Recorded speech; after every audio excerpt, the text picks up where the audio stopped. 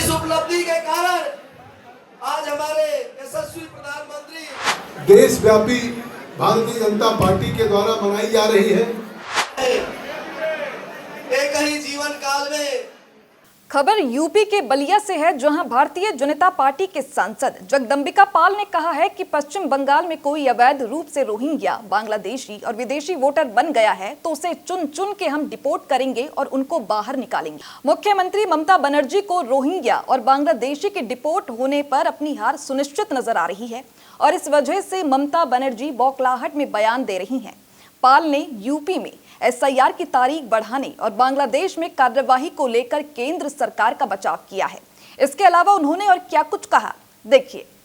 आए हुए हैं, एक भव्य कार्यक्रम का आयोजन किया जा रहा था, इस कार्यक्रम को लेकर क्या कहना चाहेंगे सर? देखिए, अटल बिहारी वाजपेयी जी की जन्मशती का ये शताब्दी वर्ष है। भारतीय जनता पार्टी द्वारा अटल बिहारी वाजपेयी जी के द्वारा जो विचारों को लेकर के, सिद्धांतों को लेकर के जो यात्रा जनसंघ से शुरू हुई थी और आज नरेंद्र मोदी के नेतृत्व में विश्व की सबसे बड़ी पार्टी बन गई है और जिस तरह से उपलब्धियों में आज न केवल पार्टी बढ़ी है, देश की जनता ने जो तीसरी बार विश्वास दिया, उस विश्वास के तहत आज भारत दुनिया की टॉप 4 इकोनॉमी में आ गया।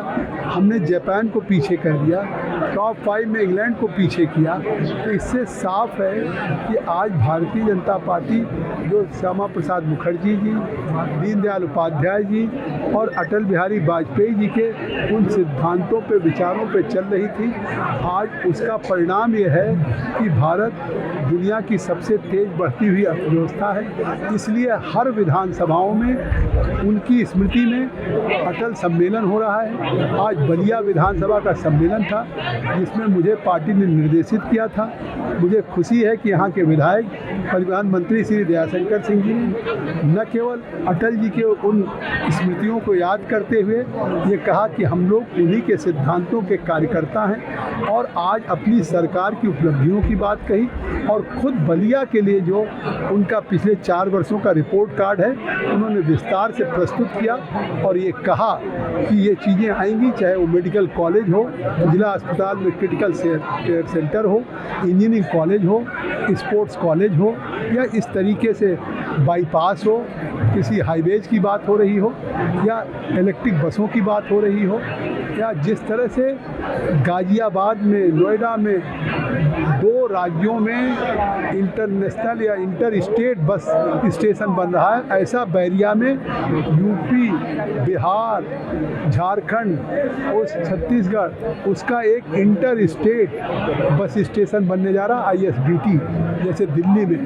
तो इतने बड़े बड़े प्रोजेक्ट आ रहे हैं। निश्चित तौर से मैं इस बात की अपील करूंगा कि जो उत्साह मैंने यहाँ के कार्यकर्ताओं को देखा, आज यहाँ नेताओं का सम्मान नहीं हुआ, आज यहाँ पे कार्यकर्ताओं का सम्मान किया और Bharatiya Janata party, party with the difference है, अन्य पार्टियों से भिन्न है। इसमें कार्यकर्ताओं का हम सम्मान करते हैं। आपने देखा सभी को अंग वस्त्र से यहाँ के दयाशंकर सिंह जी जो मंत्री हैं, विधायक, उन्होंने सम्मान किया। जिला अध्यक्ष संजय मिश्रा जी के नेतृत्व में इतना बड़ा सफल कार्यक्रम हुआ तो निश्चित तौर से इस बात का संकेत है कि 2027 के चुनाव में यहाँ की 7 सीट पर कमल खिलेगा।